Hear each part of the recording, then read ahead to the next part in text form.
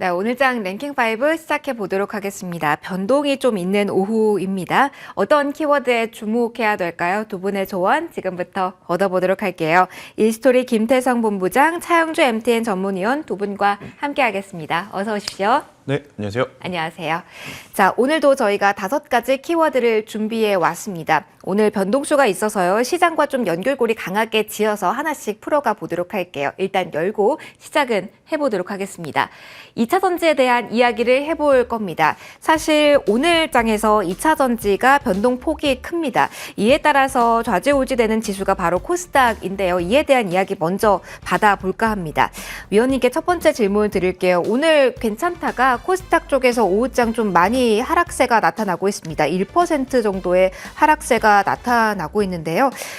궁금한 건 2차 전지 변동과 연관이 있는 건지 지금 자리에서 이 변화 요인들 어떤 면에 주목해야 되는지 좀 알려주시면 좋을 것 같아요, 위원님. 지금 이제 코스피와 코스닥의 체력이 좀 다르다라고 설명을 좀 드릴 수가 있겠습니다.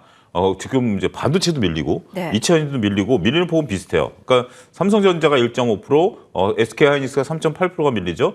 에코프로가 0.6%, LNF가 1%, 뭐 코스닥 종목을 놓고 본다라면 에코프로비엠이 1.8% 밀리는 건데 상대적으로 보면 코스닥이 더 많이 밀린다는 네. 거죠. 지금 그러니까 코스피와 코스닥에서 서로 시총에 있어서 영향력이 큰 두 업종이 지금 밀리고 있는데 반도체가 밀리지만 코스피 시장 같은 경우는 그 밑에 단에 있는 것들이 강합니다. 예를 들면 제약바이오라든지 아니면 뭐 2차전지 셀이라든지 아니면 자동차라든지 이런 것들이 강하다 보니까 상대적으로 하이닉스 밀리는 만큼 지수는 안 밀려요.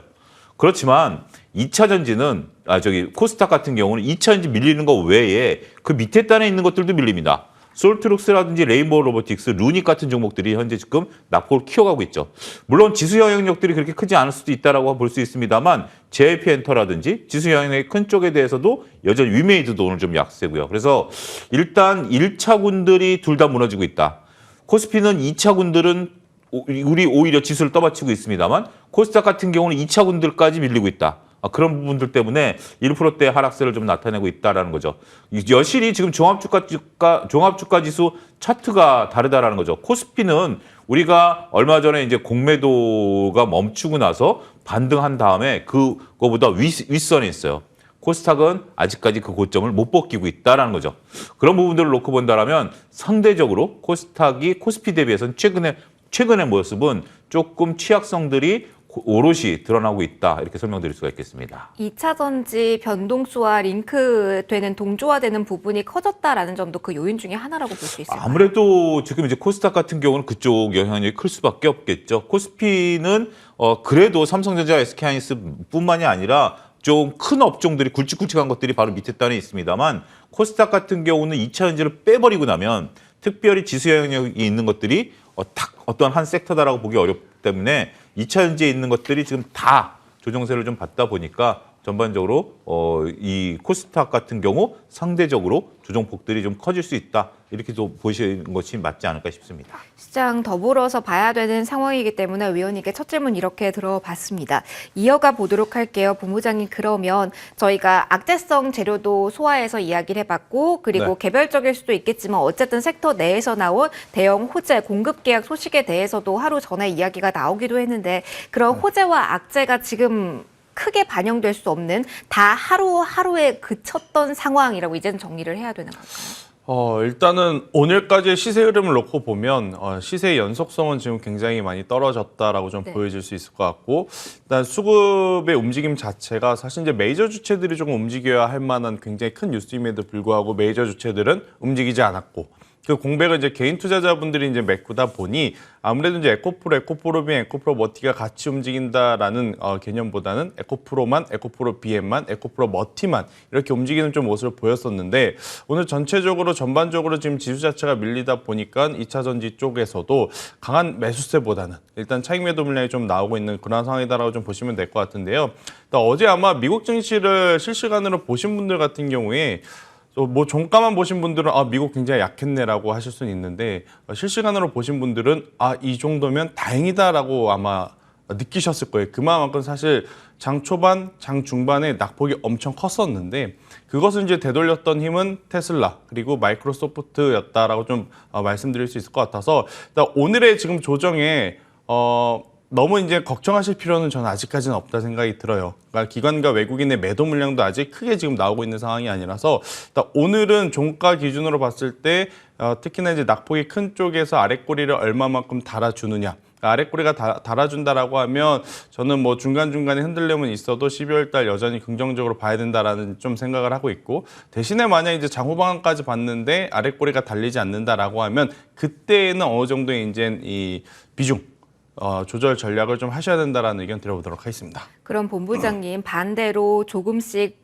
그 모양새를 키워가고 있던 위쪽으로 추세를 향하고 있던 종목에 대해서는 오늘 어떻게 대응하면 좋을까요? 사실 LNF 같은 경우도 저희가 오전장만 하더라도 6거래 연속의 상승세 어떻게 볼까요? 라는 질문을 드리려고 했고 사실 어제 전해질 그리고 분리막 쪽에서 강한 종목이 연속성이 나타나고 있어서 이걸 어떻게 볼까 질문을 드리려고 했는데 상황이 조금 바뀌고 있어서 이 종목들은 어떻게 봐야 될까요? 일단 2차 전지 안에서도 이제 조금 뉘앙스가 달라지는 게 계속해서 이제 시세가 난 쪽 아니면 소외받았다가 이제 부각이 되는 쪽 이렇게 좀 나눠 본다면 소외받았다가 지난 쪽은 이번 주부터 부각이 되는 쪽은 저는 조금은 더 가져가 봐도 괜찮다. 특히 전해액이라든지 이제 분리막 쪽 같은 경우에는 그동안에 사실 이제 배터리 셀이라든지 양극재 업체들이 시장에 집중을 받을 때 그들은 소외 많이 받았었거든요. 네. 일단 이제 그 소외 받았던 기간도 길었었고 가격적인 밀림도 좀 깊었기 때문에 지금의 반등을 저는 조금은 더 기대해 볼 필요는 있지 않겠는가라는 의견 한번 드려보도록 하겠습니다. 그럼 역시 2차 전지 역시 개별 네. 종목 장세 본격화로 봐야 되는 거죠? 그렇죠. 일단 최근에 이 시장에 참여하시는 투자자분들이 2차 전지에 대해서 공부를 굉장히 심도 있게 좀 많이 네. 하시는 분들이 많아요. 그래서 같은 전해 기업이라도 혹은 같은 분리막 기업이라도 이것에 뭐 소재를 전달하는 쪽이 중국의 비중이 많느냐 아니면 다른 나라 비중이 많으냐 또 그거에 따라서 같은 섹터의 같은 밸류의 이제 기업임에도 불구하고 한쪽은 강하고 한쪽은 약한 그런 모습을 좀 보이기 때문에 지금은 사실 이제 섹터별로 움직인다라기보다는 그 안에서도 종목별로 지금 움직임이 좀 각기 다를 수밖에 없다라는 의견 드리겠습니다.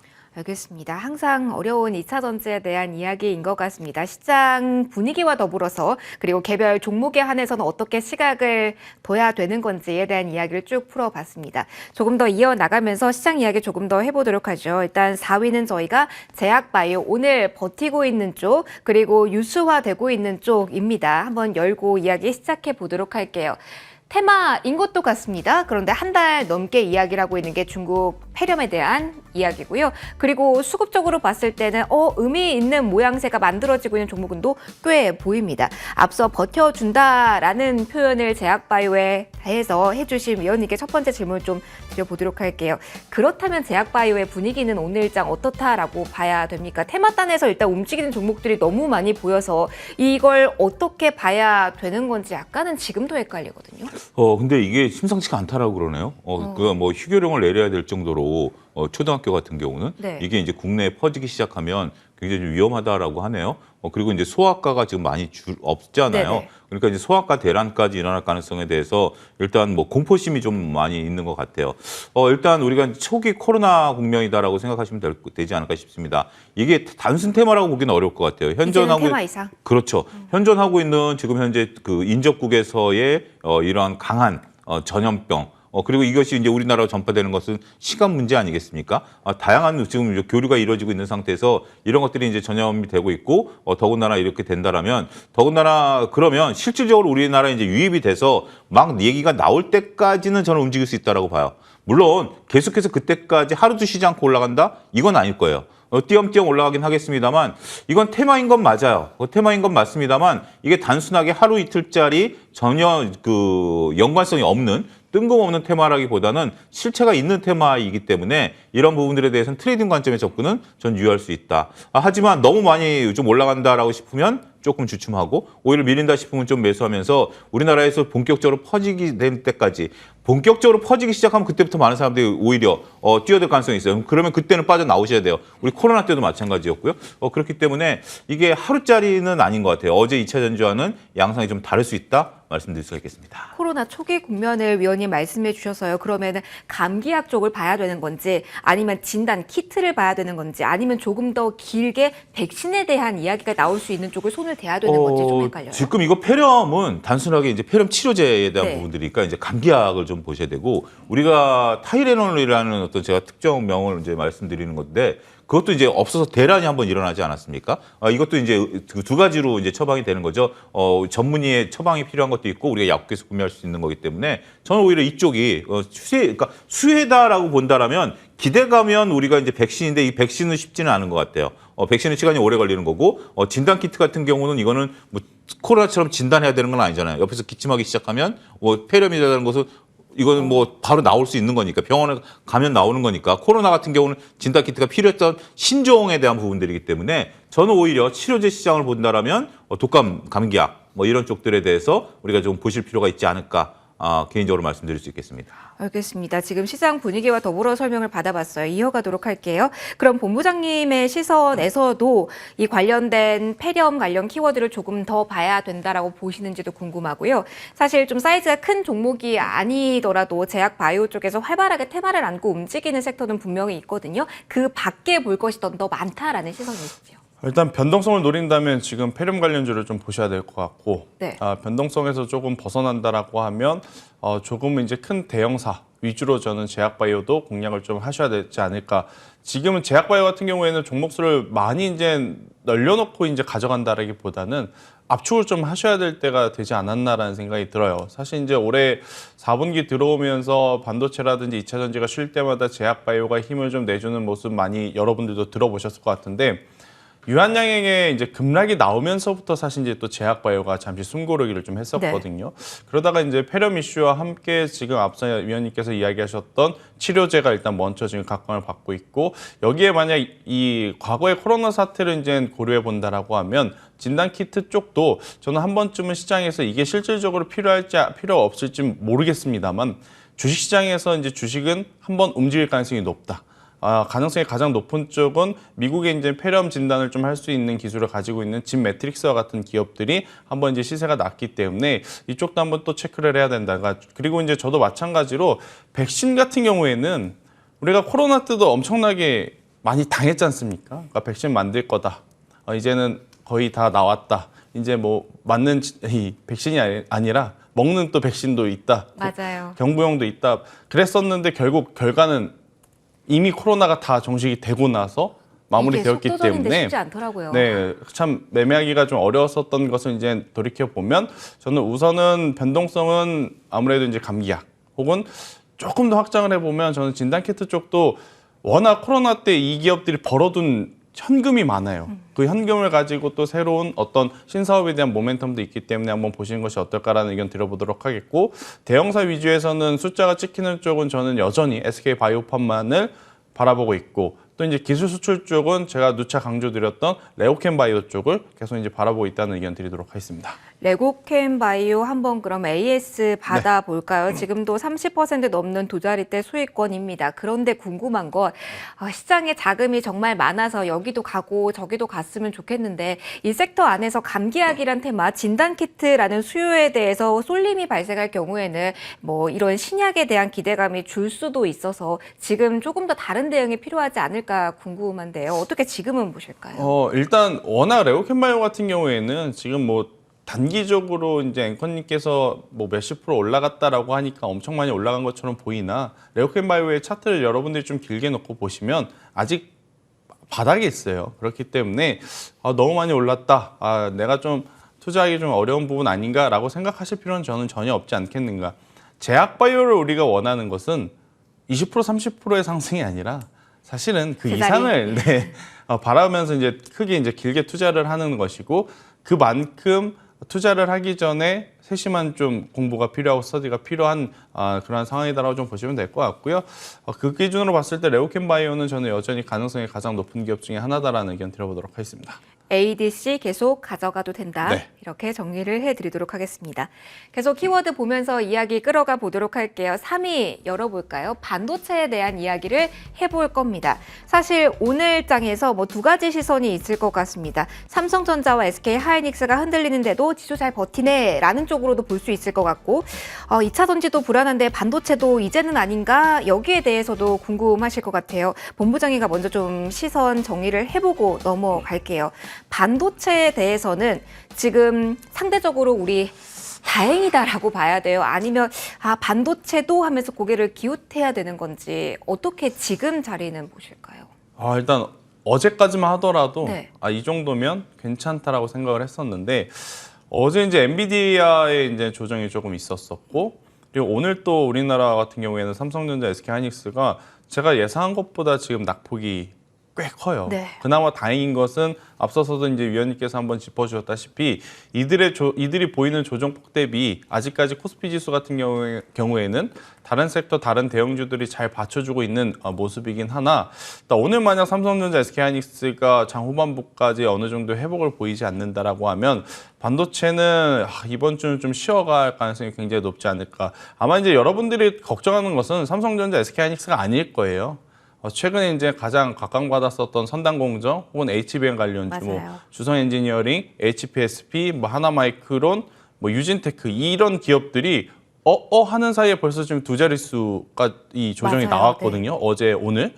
그래서 이제 만약 오늘 종가까지 봤을 때 메이저 주체의 수급에 이탈이 없다라고 하면 저는 지금의 조정을 조금 불편하겠지만 여전히 역이용해야 된다라는 생각을 하지만 매수도 할 수 있다. 비중 확보 가능하다. 네. 하지만 만약 오늘 종가 기준으로 이들의 수급을 봤는데 기관 혹은 외국인들이 네. 양매도를 좀 보이는 기업이 있다라고 하면 저는 일단은 당분간은 비중을 축소해야 된다. 왜냐하면 이 기업들 고점에 가지고 계신 분들한테는 손실이겠죠. 하지만 이제 아랫 구간에서 이제 매수하신 분들에게는 최근에 조정폭이 컸다 하더라도 여전히 수익 구간이기 때문에 추가적으로 차익 물량이 나올 수도 저는 있다라는 생각이 들어요. 그래서 이제 고점에 가지고 계신 분들 단기적으로 더 간다라고 이제 베팅을 하셨던 분들은 일정 부분 리스크 관리는 조금 하셔야 될 때가 아닌가라는 의견 한번 드리겠습니다. 만약에 오늘 확인한 이후에 또 말씀을 들어보겠지만 네. 기간이랑 가격 조정이 조금은 길어질 가능성도 지금은 염두해야 그렇죠. 될 자리. 네. 일단 우리가 산타 온다라고 좀 기대를 했고 저도 안 그랬는데 오실까요? 오긴 왔는데 선물을 안 갖고 온 것 같아요. 네, 그래서 선물을 안 갖고 왔기 때문에 격하게 지금 환호를 못 해드린 상황 속에 비중을 축소하고 압축할 것은 압축을 해야 된다라는 의견 드리겠습니다. 알겠습니다. 냉철한 의견 주셨습니다. 네. 정말 어떻게 해야 될까요? 위원님께도 질문 드릴게요. 사실 삼성전자 특히 SK하이닉스 쪽이 많이 흘러내리면서 반도체마저 점점점일 것 같아요. 어떤 대응 필요할까요? 최대한 다양한 의견 좀 받고 싶습니다. 저는 지금 정도 하락을 좀 기회로 봅니다. 오히려 기회. 기회로 봅니다. 그래서 일단 그 지금 상태는 아니지만 조금 밀리면 저점 부분에 온다라면 저는 기회로 보고 산타가 오셨는지 모르겠어요. 저는 그 준비 부분 중이실까요? 아니요, 저는 산타가 오히려 안 오시는 게 좋을 것 같아요. 편지를 썼는데 오셨으면 좋겠는데. 산타가 안 와야 내년 1월 효과가 나타날 걸로 보여요. 아하. 그러니까 지금 이제 산타를 맞이할 것이냐, 내년 1월 효과를 볼 것이냐, 양당간 결정을 해야 된다라면 여러분들은 무엇이 더 클까요? 1월 효과가 더 크겠죠. 그러면 우리가 이제 우리 역사를 보면 올해 초에 나온 리포트로 제가 기억을 하는데 국내에서 나온 리포트입니다. 증권사는 제가 잊어버렸는데 이게 이제 92년부터 이거를 이제 조사해 봤어요. 그런데 12월 달에 지수가 약했었던 때에는 약 80%가 1월 달에 1월 효과가 있었고 12월 달이 강했을 때는 1월 효과가 상대적으로 약했어요. 우리가 2022년 12월 달은 다 음봉이었습니다. 코스피 코스닥. 그렇지만 23년 1월은 다 양봉이었어요. 그보다 더 큰 양봉이 나왔죠. 월봉으로 보게 된다면. 그렇기 때문에 저는 지금까지 올라온 것들에 대한 조정다운 조정이 없었던 상태라면 저는 조정은 좀 있는 게 오히려 나을 것 같아요. 특히 반도체 같은 경우가 가장 조정이 없었죠. 네. 그러면 적절하게 조정을 받고 내년에 HBM이라든지 우리가 이제 NPU라든지 아니면 새로운 그 마이크로소프트에서 샘 알트먼이 세우는 새로운 그 GPU 관련된 것들이라든지 이와 관련된 우리가 또 엔비디아 H200 여기에 또 우리가 그 HBM3E 뭐 이런 것들 다양한 것들이 내년에 나온다라고 본다라면 저는 분명히 내년까지는 그 트리거는 이어진다라고 보는데 그게 오히려 우리 주식은 상대적으로 우리가 역설적으로 보는 게 빠지면 사기 힘들고 네. 올라가면 사고 싶고 그렇죠. 근데 반도체만큼은 반대로 보셔도 되지 않을까 싶습니다. 그러면은 12월에 조금 큰 조정이 반도체 주도로 이루어진다면 1월에 큰 폭의 상승도 반도체 주도로 예상을 하시는 건데. 예, 그렇습니다. 그런 그러니까 어차피 시나리오를 네. 써가는 건데 그것도 하나의 방법이 될 가능성이 있다. 저는 그렇게 말씀드리고 싶어요. 그러니까 왜냐하면 1월 효과라는 것은 뭐냐면 그 해에 가장 업황이 좋은 거 올라갈 것들을 1월 달에 일단 한번 반영하는 거거든요. 지난해에는 2차 전지 로봇 쪽이었을까요? 그때 당시만 해도 그 이제 막 나왔던 로봇과 인공지능이었고 그랬군요. 2차 전지는 봄부터 올라가기 시작했고 아하. HBM은 2월부터 올라가기 시작했어요. 그러니까 조금 시차가 네. 있었던 거죠. 근데 이제 1월 효과 같은 경우 벌써 우리가 이제 인공지능이 먼저 올라갔었죠. 로봇도 그렇고 그런 것들을 보면 2월 달에는 좀 빠진다 하더라도 1월 효과를 한번 산타가 오셨으면 뭐 그것도 나쁜 건 아니에요. 근데 올 조건이 아니라면 차라리 산타는 집에서 편안하게 쉬시고요. 저처럼 배가 나오신 분이니까 오히려 1월 달에 1월 효과가 왔으면 좋겠다 말씀드리겠습니다. 짧게만요. 그러면은 전면에 쓰면서 시세가 분출됐던 쪽에서 조정을 노리는 것을 조언을 해주시는 걸까요? 아니면 안간 쪽인데 흘러내리는 쪽도 분명히 있어서 요것만 짧게 조언 주세요. 단기적으로는 12월 달에 리노업이라든지 네. 한솔케미칼 같은 종목이 좋고요. 중기적으로 본다라면 SK하이닉스, 한미반도체 같은 경우가 실적 베이스로 좋다. 이렇게 말씀드리겠습니다. 단기, 중기 이렇게 나눠서까지 제시를 좀 받아봤습니다. 여러 시나리오를 좀 제시 드려봤고요. 넘어가도록 하겠습니다. 연말입니다. 그래서 이 키워드를 보려고 합니다. K-뷰티에 대한 이야기도 많이 나옵니다. 미국 시장에서 얼만큼 잘하고 있는지에 대한 이야기는 좀 많이 들으셨을 것 같습니다. 자, 그런데 또 한 번 봐도 될지 그 시기에 대해서는 언제나 물음표잖아요. 그래서 이야기 시작해 보도록 할게요. 본부장님, 사실 소비에 대한 이야기가 나오고 조금 더 과거로 간다면 리오프닝에 대한 키워드가 나올 때마다 네. 가장 먼저 저희가 이야기한 건 언제나 화장품이었던 것 그렇죠. 같아요. 화답도 좀 빠르게 해줬고요. 네. 조용하게 움직이는 화장품 지금 다시 볼 자리인가요? 아니면 소비 본다면 다른 쪽에서 오히려 기다리는 전략을 취해야 될까요? 일단 저는 한 템포 쉬어가자. 이번 템포는 아니다. 네, 일단 올해 4분기 즉 내년 이제 실적을 보고 나서 들어가도 괜찮다. 저는 사실 KBT 관련주들의 이제 공략 타점을 3분기 실적이 나와서 세로 뉴스가 작용이 되어 조정이 나온다면 그때 공략을 하려고 했었거든요. 근데 오히려 이제 3분기 실적 시즌이 나오고 나서 변동성이 좀 많이 안 나왔었어요. 아무래도 이제 그 시점에 2차 전지라든지 반도체라든지 워낙 다른 쪽에 이제 시세들이 좋았기 때문에 그래서 이제 다가오는 4분기 그러니까 지금 미리 들어가서 이제 3분기보다 더 좋은 실적이 나와야 될 텐데 이 고민을 하시는 것보단 4분기 실적까지 확인을 하고 미국이 소비가 우리가 우려했던 것보다는 여전히 괜찮네라는 것이 이제 확정이 되면 저는 그때 한번 다시 트레이딩을 해도 괜찮지 않을까. 지금은 조금은 저는 좀 이르지 않을까. 네. 실적에 대한 눈높이가 너무 높아진 쪽을 보기는 힘들다로 봐도 될까요? 아니에요. 일단 화장품이라든지 뷰티 쪽은 네. 가는 기업이 더 가는 것에 저는 집중을 해야 될 것 같아요. 왜냐하면 지금 가는 기업들 같은 경우에는 바닥권 대비 적게는 뭐 2배, 많게는 뭐 3, 4배 올라온 기업들 많거든요.